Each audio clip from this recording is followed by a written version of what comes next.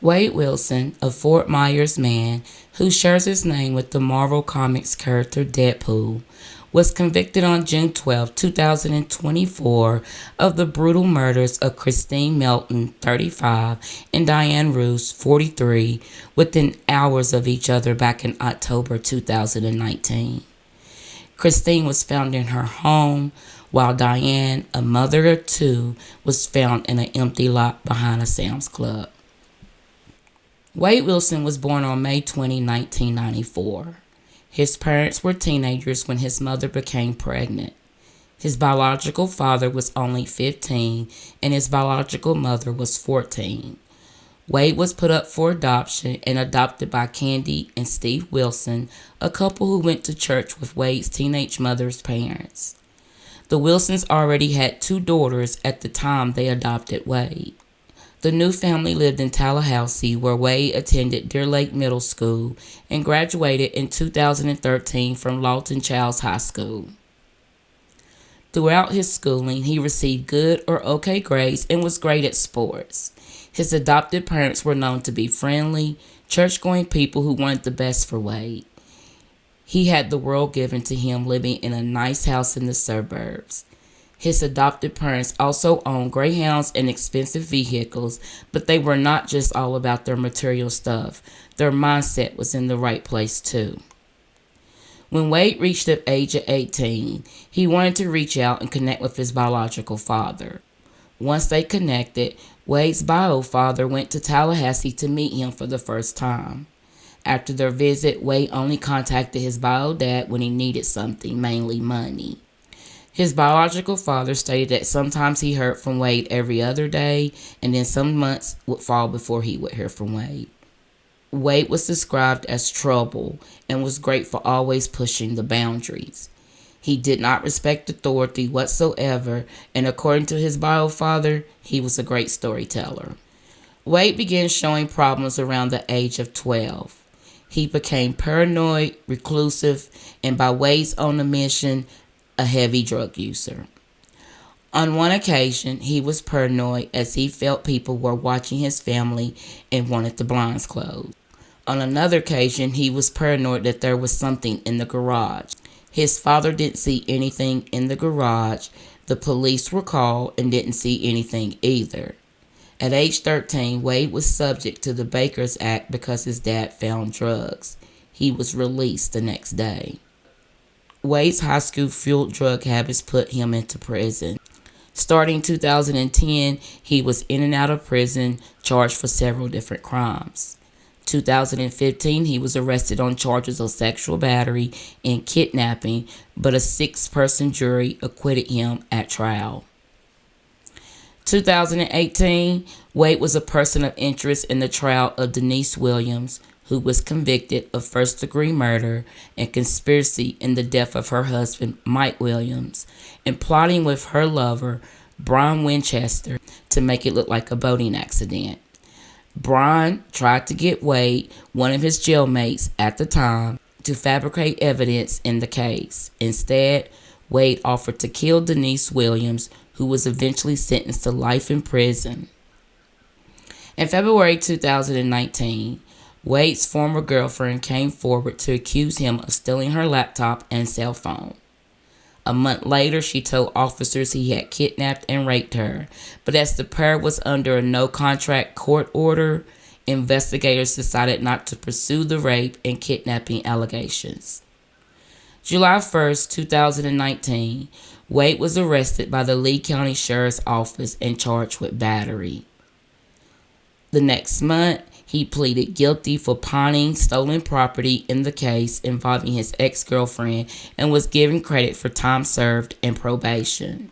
But the crime that he committed on October 6, 2019, put him on death row. Wade, then 25, met Kristine Melton and her friend Stephanie Sailors at Buddha Live, a Fort Myers bar. Stephanie indicated there was nothing out of the ordinary at the bar. Towards the end of the night, as they walked to the upstairs bar, Wade jumped into their path and introduced himself as JR. She stated that Wade was friendly and charming and didn't show any red flags. After the live music bar closed down for the night, Stephanie, Kristine, Wade, and another man that they had met that night, Jason Shepard, drove to Jason's home where they spent several hours. Later, Wade, Kristine, and Stephanie went to Kristine's Cape Coral home. After Stephanie left early the next morning, Wade strangled Kristine to death and stole her car. She was found tied and wrapped, and her skin had turned blue and she had broken fingernails. About 8:50 a.m. the same morning, Fort Myers police responded to the 2000 block of West 1st Street for a report of a male and female fighting. Multiple calls were made, and callers stated that Wade was dragging Melissa, aka Mila, his girlfriend, outside of her spa business. Mila told police that Wade tried to pull her into his vehicle and that as she was about to get away, he got out and started to drag her back toward his car. He also punched her in the face and bit her ear. Mila had multiple injuries, which included road rash on her elbows and arms, scraped knees, a busted bottom and top lip, and a cut elbow. Mila told police that Wade threatened to kill her and that she was in fear for her safety. Wade fled in a black Nissan Versa. Later, officers found Wade in a parking lot. He refused to oblige and sped out of the parking lot. Then, around 10 a.m. that morning, Wade saw 43-year-old Diane Ruiz, a server and bartender at the Moose Lodge in Cape Coral, walking along a Cape Coral street. He asked her for directions to a school and lured her into the car. When Diana tried to exit the car, Wade attacked her, beating and strangling her before pushing her out of the car that he stole from Kristine and running over her 10 to 20 times. The car was noted to be covered in bloodstains because Wade said he wanted Diane to look like spaghetti. That night, Wade then went to a restaurant owned by an acquaintance and told him of the killings. He was covered in blood and missing a couple teeth. He wanted the business owner to give him a bus ticket so that he could get out of town. The owner threatened to call 911, so Wade left. Wade fled Florida in Kristina's car and drove to Ohio, where he broke into the home of Fanny and Ken Amlin, a retired couple. When police spoke with the homeowners, who were out of town, they said no one had permission to be in the home. Wade had pried open and pulled out a window, which cost $200 in damages. He took a shower, drank White Claws, ate popcorn, and stole Mr. Hamlin's clothes. While in the home, Wade called his bio father, who testified against him in court and confessed to the murders of Kristine and Diane, admitting that he was the killer. He begged his bio father to call him an Uber, but his dad decided to call U.S. Marshals instead in fear that he would kill again. Wade's stepmother had been listening to the entire call. His dad asked him for the address where he was located, telling him he was going to call an Uber to pick him up.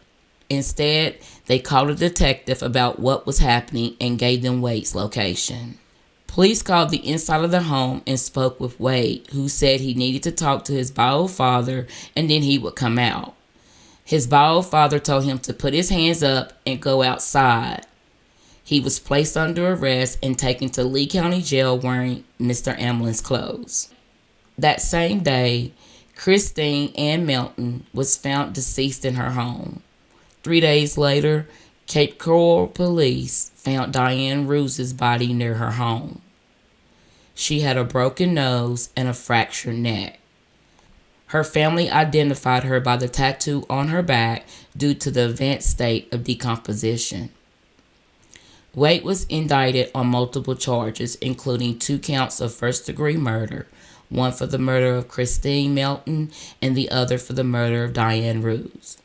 Throughout his time in jail, Wade consistently contacted Fox 4 News, telling them that he used to be connected to a human trafficking ring and that he would groom women for them. However, he was framed for the murders of Kristine and Diane because he tried to leave the ring in 2018.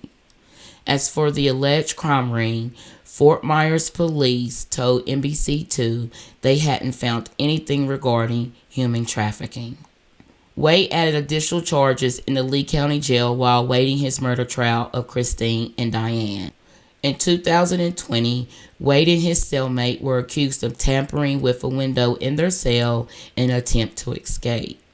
Wade, who was reportedly the primary planner and instigator of the escape effort, also tried to set up a getaway car. Witnesses at the jail reported hearing pounding noises from an upper floor cell for several days. Deputies searched the 10 by 10 cell and found the window tampered with. The metal frame holding the window had been removed, and there were several cracks in the thick security glass. Wade was charged with attempted escape and criminal mischief. Wade, he gets more charges while in Lee County Jail. April 20, 2023, a K-9 conducting a free air sniff outside of the jail near an area where landscaping rocks are laid, found a gray grocery bag with 2 Ziploc bags inside, each containing loose cigarettes, suspected narcotics, lighters, and pills. Both bags tested positive for meth. The drugs were brought by inmate trustee. A trustee is an inmate considered trustworthy and reliable and given special privileges and responsibilities. The trustee reportedly gave the drugs to another trustee who gave them to Wade and another inmate. The trial for the murders of Kristine and Diane began on June 10, 2024. While in prison awaiting trial, Wade tattooed a swastika on his head and on his face, and a neck tattoo reading "Bread for War." On June 25, 2024, a jury voted in favor of the death penalty, 9-3 in Kristine's murder and 10-12 in Diane's murder. Under Florida law, only 8 out of 12 jurors need to recommend a death penalty for it to be considered by a judge.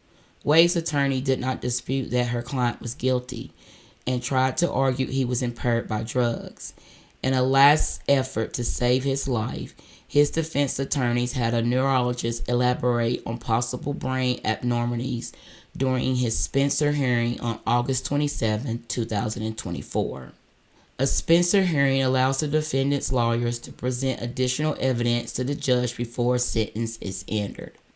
During the Spencer hearing, a neurologist for the defense, Dr. Mark Rubuno, who charges $400 per hour, testified that images of Wilson's brain and his performance on specific tests suggest he may suffer from brain damage that can make him prone to impulsive behavior without regard for consequences. Medical examiner Dr. Thomas Coyne testified for the state. He disagreed with Dr. Mark's findings, saying his review of the brain scan showed no structural defects such as asymmetry or frontal lobe impairment. He also said people do evil things without suffering from brain damage. Wade's adopted parents pleaded with the court to spare his life, remembering him as a joyful child whom they still love. Their letter to the judge read, "It's been 5 years since the worst of this happened. You can't possibly understand how sorry we are for the families affected by this tragedy. We cannot change the past, but we wish we could. It's easy to recognize the victims and their families and to feel profound sympathy for all they suffered and lost. But one group that isn't often recognized as those also suffering is the family of the accused. Wade was a joyful child, loved his parents and sisters, and was loved immensely in return. Then his addiction was added to mental illness, became frankly paranoid and delusional, and his sense of loss became increasingly sharp. The adopted parents blamed the city's health system for putting a tiny band-aid on Wilson's mental health and sending him back out to the world without a diagnosis. The system failed him, and on that fateful day in 2019, we lost the last piece of the son we loved and all the hopes for his future. But despite everything, Wade is still our son, and we love him." Wade showed no emotion as the letter was read out loud. Despite what he did, it has been reported that Wade has received nearly 4,000 messages in prison, many from misguided women who have sent him X-rated photos. Some have even shown up to the chambers of Lee County Circuit Judge Nicholas R. Thompson to beg him to spare Wade's life. 23,000 people also signed an online petition also asking the judge to spare his life. Judge Nicholas Thomas sentenced Wade Wilson to death for the murders of Kristine Melton and Diane Ruiz, stating he found no basis to override the jury's recommendation and that nothing in Wade's background suggests a death sentence would be inappropriate. Judge Nicholas Thompson also sentenced Wade to an additional 21 years on battery, theft, and robbery charges to be served concurrently. Lee County jail records indicate Wade Wilson, now 30, was released from their facility on his way to the Florida State Prison in Rayford, where he will await his execution. Wade Wilson is the second convicted Lee County killer sentenced to death since the law was changed.